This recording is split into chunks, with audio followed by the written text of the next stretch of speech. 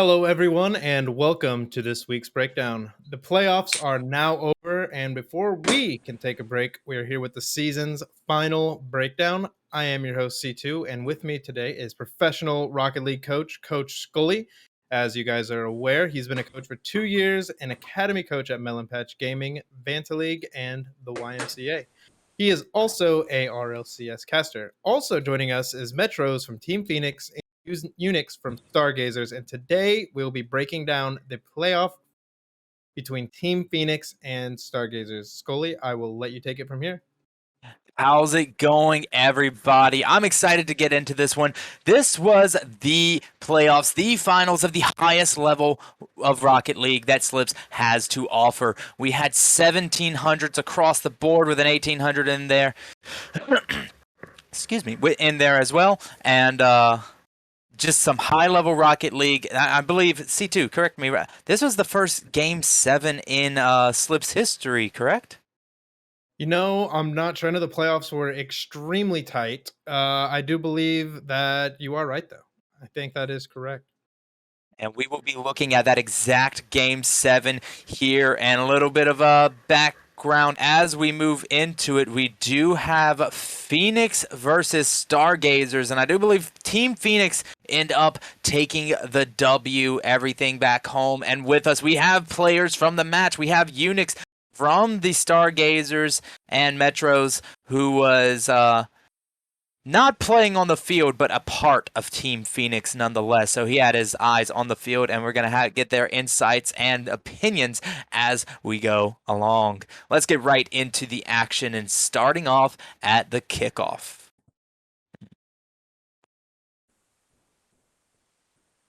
Already I'm seeing a little bit of nervousness going on. Look at we got Maddie over here. Great spot to challenge the ball. Duck's nowhere's to be found. He's basically not in the play. Mello's not in the play. Arian's getting looks like a bad 50 or about to lose possession of the ball. So if he carries it, that's all good, but eventually not going to be in the play. And how does it progress? Let's see. Yeah, as normal. Coach Scully Alt-Tab fails. Yes, it pops right on out.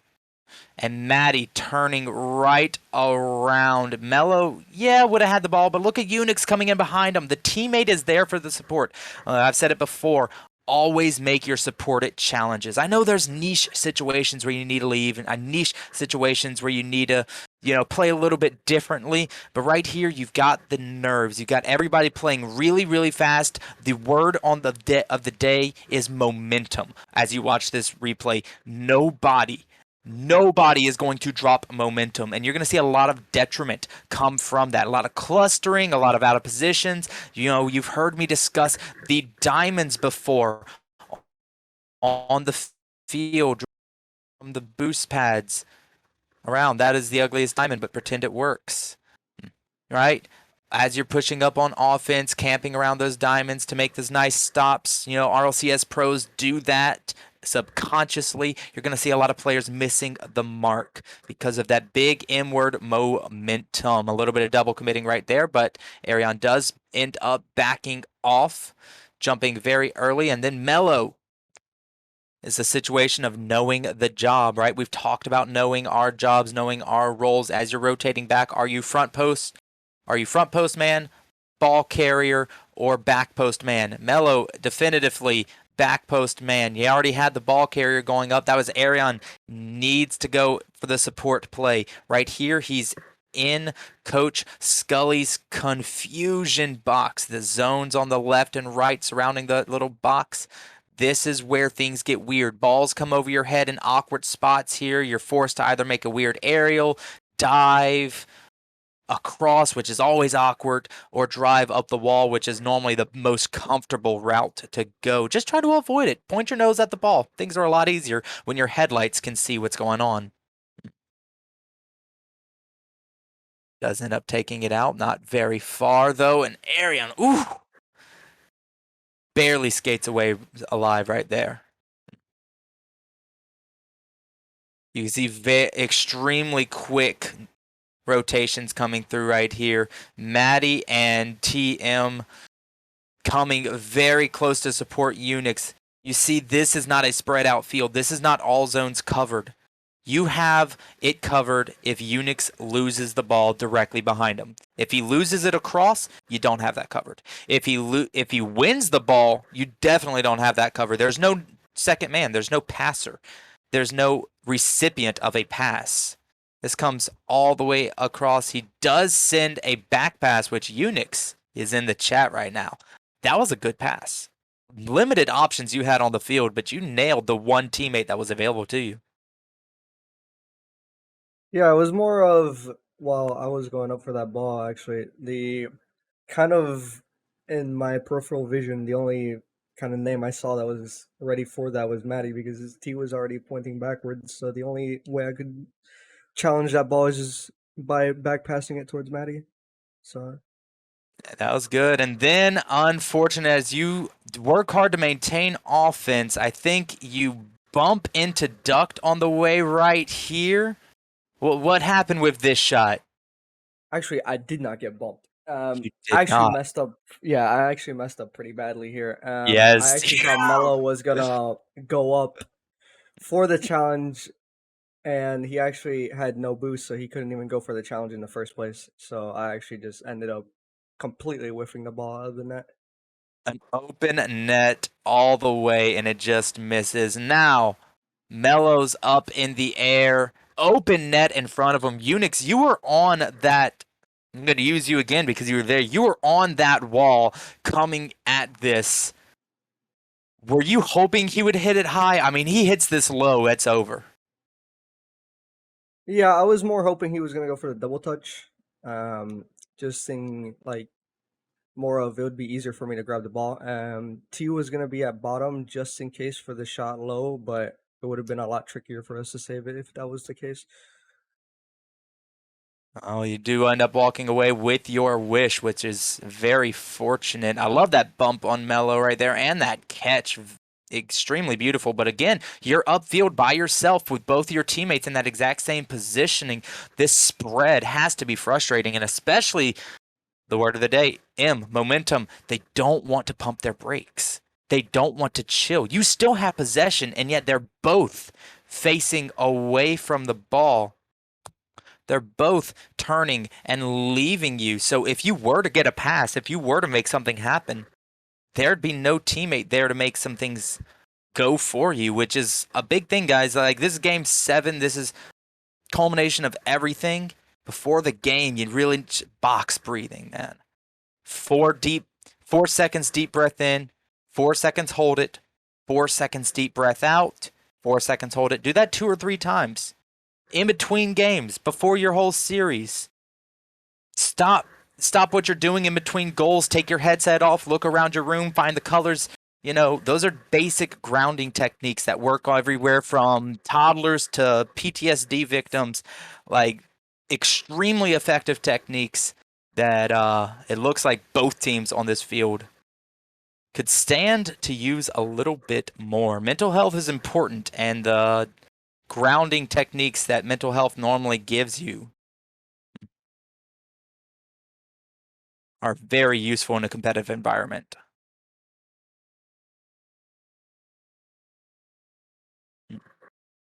We have Team Phoenix. I love the use of extension passes that y'all have going on here. Mello sends it out to nowhere. But Arion trying to find Duct upfield. What's her name? Maddie? Metroz. Oh, Metroz. Thank you. Yes, Metroz. You got your team over here. You know, going a while without anything. You were watching and I'm sure holding your breath the whole way. They've had opportunities. They've had some failures. You getting nervous around this time? Yeah. We were actually up 2-0 in the series at one point, and we kind of threw that. So we kind of just started to focus on possession. Obviously, it's not showing much in this game because there's a lot of just panicking and everything we do. But yeah, we did get a good amount of goals off of passing plays, and you might see that once or twice more in this game. Yeah, the passing plays are very strong. I love to see them. And here, I remember predicting this was going to happen as they come through. Yes. Melo should have gone. Yep. Melo should have gone and Duck should have remained back post. That antsiness to push forward when you feel like your teammate's going to lack out. At the most, Duck should have went to the middle of the net, right? That's the most he should have pushed up, but he went full send. Never go full send. Unless, of course, you got that like flip, reset, musty double, then full send it all day.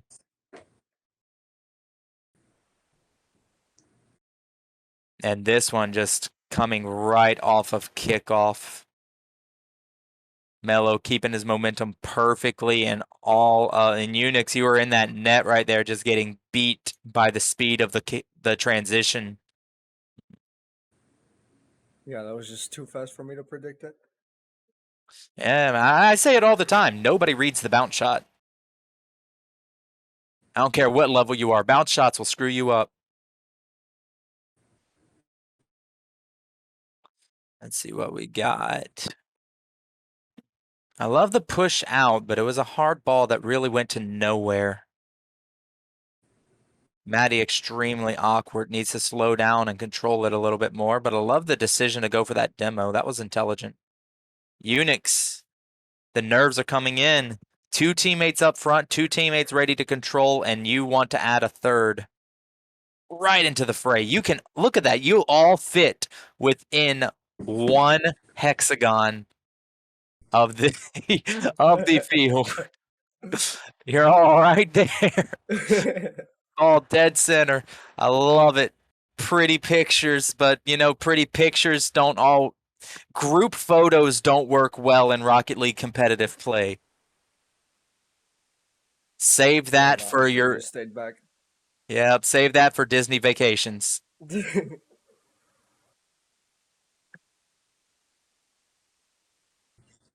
And look at this. Whenever you see a team bait fully to one side, right? We have a similar situation to the spread that your team has, except your team does more this, and this. They have it as it's shown here. But look, nose, nose, nose. You've got a first man, a rotating back man, or at least he should be rotating back, and a third man. This is a push ball. This is a ball that needs to be pushed, that cannot be ignored. And being ignored is exactly what happens because of a little bit of miscommunication. Nobody really taking care of their jobs. And I'm going to say it 1,000 times. Everybody needs to identify what their job is on the field and do it, right? You're on the front post. Front post man is not a defender, all right? He can if he needs to be, but front post man is not a defender. He is there to support first man or cut off any approaches or passes. This is coming straight to where you were. Had you just gone for this, this probably would have been a 50-50 into a goal. Worst case scenario, 50-50 left, and TM comes gets it. Which again, he's back post man, so he's really last line of defense. He's the true defender. Coming off like this when the ball's in such a dangerous spot is risky to say the least, but I understand you need the resources.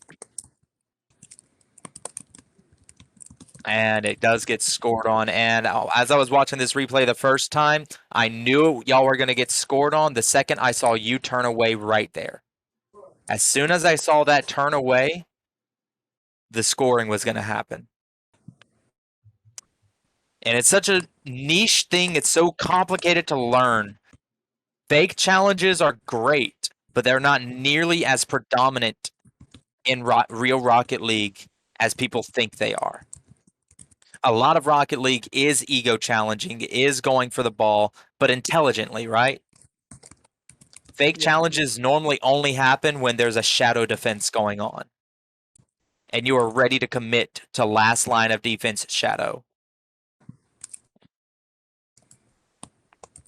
Good shot, but good defense. And look at here. The reason this offense is not held, right? So we got a flip right here, which pretty much made us a little bit useless. It didn't give us that much speed. That flip that you just used to get speed, you could have ignored the flip right here, rounded out your approach, grabbed 1, 2, 3, been right in Scully's diamond. And that would have put the ball. Oop. That would have put you right here for a ball that's coming in this direction. Much, much easier to hit Unix than this ball, correct? Yep. Yeah. Rounding out that approach, taking the boost pads over the speed or over the speed flips. The things that you feel like slow you down are mostly the things that will speed you up because one, you have more boost to go for whatever you need to go for. Right now you got 100 boost, but what's it going to do for you? It's going to send you into a deep spiraling shadow defense that's filled with desperation and holy shit. Or you could take the less amount of boost, the least amount of speed ups, a rounder approach, and be right there ready for the ball. And even if it comes too fast, even if the ball comes way too fast and you're not ready for it, well, boom, you just catch it right here and just drag it into safety. Easy peasy. But now we're in a desperation situation because we took a direct path, did not take the boost trails, did not round out our approach. The boost trails don't just teach us, how to grab boost. They are extremely optimal paths to go around the field. Like, PSYONIX made a happy accident when they put them in the orientation they did. There's no way they were planning for the level of competitive Rocket League to be at this level, and yet those are still perfect roadways to success. Great pass right there. Let's see where PSYONIX screwed up.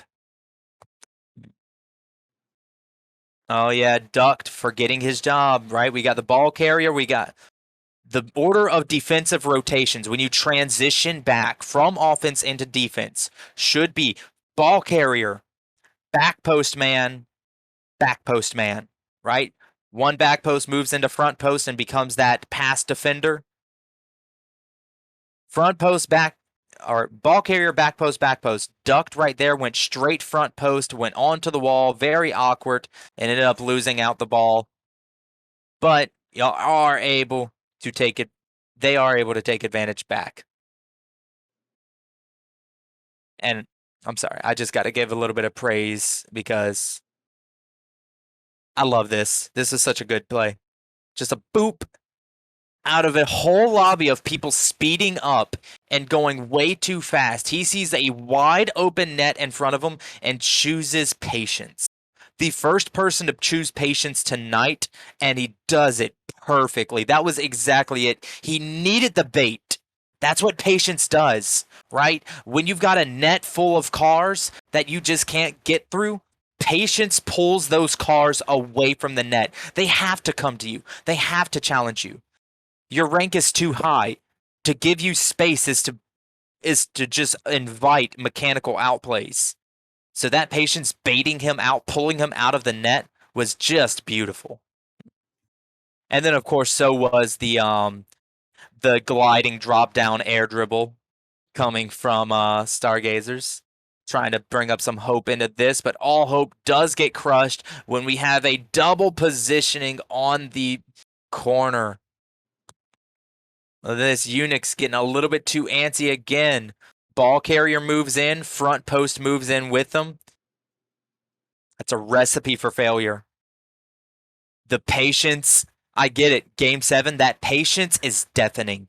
It hurts on a physical level to sit there and break that rhythm, that vibe that you feel like you got going on. But this is the consequence, right? Positioning equals speed. Speed in Rocket League is not how fast you move your car, but where you are positioned. Again, right here. How much faster would this play have gone if you, Unix, were just a couple car lengths back, weren't so close? This ball goes from extremely awkward to right to you. That one. That's your ball. Can you see all that? Yeah. I can see it now. Yeah. Just making sure it's not over the head and it like it's accurate enough. Metro, if I'm getting the name right, any comments on your team's success or this vagrant double position right here? Personally, and this is no disrespect to Stargazers or Unix, I don't think it should have gone to Game 7. Ooh, okay. But no, it's just being real. But still, I think there was a really rushed during this last game. You see how like the goals aren't like spread out. Like as soon as we would score, they would score. As soon as we would score again, they would score. It was just back and forth rapidly. So you could, it's a lot of mess ups on defense and more so just too much focus on offense. It was. You see, you're getting beat on a lot of transitions. Every time y'all did get scored on, it's just like you said, as soon as you would score, they would score because everybody would bait up towards that offense. I mean, just taking a look at this one, this last goal scored against you here. Everybody pushes forward, doesn't necessarily make it happen. Then quickly the transition comes on and nobody really settles into a defensive position. Look at this. The transition comes in. There's no person who's lockdown ball carrier. There's no lockdown back post. Duct kind of goes into back post, but you could tell he's not intending on defending back post. He wants offense now, even though he's winning the game. No ball carrier, no front post. A double right there. A weird pickup by Arion when he had time and space to do whatever he wanted. And then Duct, just so antsy, pushes right up with Mello. And Unix ain't going to let that go. But you're right. It really comes down to how well controlled each team can be, how each team can manage their own mistakes and their own positionings, right? And you said it that you don't feel like your team should have went to a game 7. However, they did because of stuff being repeated like this. And while, it can be said that one team's better than the other, both of these teams are capable of taking advantage of positioning mistakes. Unix just proved it right there at the end as he tried to get that closing in goal on you. But all in all, an extremely competitive match, and one filled with nerves and the big M word, momentum, all over the place. Nobody wanted to pump brakes, and you can see from Arion, as soon as somebody did finally pump brakes, the effect that it had on the field was instantaneous. And that's something I love to see, is when the playstyle suddenly switches like that. It is a mind game, and it is such a good mind game. Great job, Team Phoenix. Great job, Stargazers. This was a fun game to watch, even from this perspective. Yeah, GG's Unix. Yeah, overall, I thought the series was fun. I mean, both teams kept it pretty close. Both teams had their own mistakes here and there, but honestly, I'm happy with the second place for a debut season. I mean, that's fine. Debut season, heck yeah. So one last thing before we end up closing out. Unix, after watching this and yourself and knowing your team on the inside and out, what do you think you or the team could have done differently to win this series, really, in just a couple quick sentences? I think just play more patient. I think the key word throughout this whole entire thing was just patience. I think if we would have just slowed it down and kind of controlled the play a little bit better, we could have broken through that defensive mistakes that they were getting. And yeah, I think that probably could have, made us win the whole game. But overall, I think it was super close. Yeah. It's just we didn't have enough patience for it. Yeah, it's a rare thing to hear Coach Scully say patience, because I'm all about go get them. Ego challenging is the meta in Rocket League. Like it or not, fake challenging is not the meta. Ego challenging is. It is all about go get it, go get the ball, take it away from them, apply the pressure, suffocate them, but it has to be organized. The second that you're playing too fast for your team to stay organized is the second you're playing Rocket League too fast, right? You'll have much more success with an organized push a little bit slower but still aggressive than just full on aggro and, you miss the mark.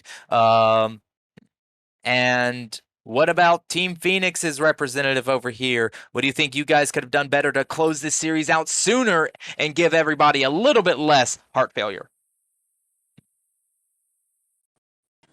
As much as it was like, as much as I want to say it is ball possession, it's more so just that those rotations, knowing what you need to do in your position on the field in the moment is so important for the rest of your team. And that's Yeah. something I feel like we slacked on, which is why it ended up being so as close as it did.